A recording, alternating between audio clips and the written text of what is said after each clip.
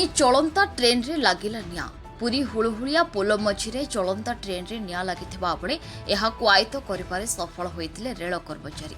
तेबे एथिरे काहर कोनोसी क्षयक्षति होई नथिबा सूचना दैछन्ति जीआरपी अधिकारी संतोष कुमार पाहिनपति।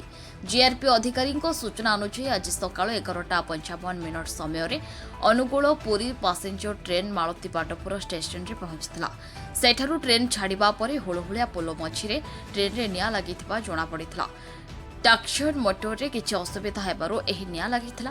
तेबे रेल कर्मचारी तुरंत नियाको आयत्त करबा सह यात्री मानकु भयभीत न हेबा पई सूचना दैथिले।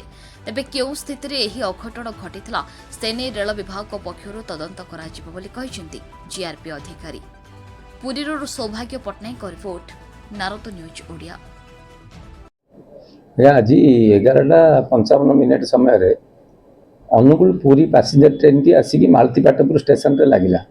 सेठू पुणी छाड़ी हुलहुलिया ब्रिज बोली गोटे अच्छी से हुलहुलिया ब्रिज मझिरे मझिरे तार ट्राक्शन जो हुईल पाखे गोटे ट्राक्शन कौन गोटे प्रोब्लेम रुए ट्राक्शन मोटर बोली कहे से मोटर में कौन प्रकार सामान्य प्रोब्लेम आसवा से निया लगिला से ऑन ड्यूटी जो मैंने रेलवे स्टाफ थे से आयत्त कर भी सक्षम हेले।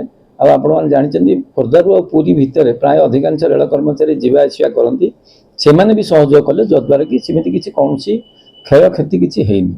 आ पुरी बोली रेलवे जी तत्पर रोचे केवल डिवोटीज बोली ये मान्यतार आ इंडियन रेलवे सर्विस वार्डटा केवल आप पुरी रे पाइबे। ये सर्विसटा बहुत परिमाण रेलवे एम्प्लॉय दबार भी नजर को आसी।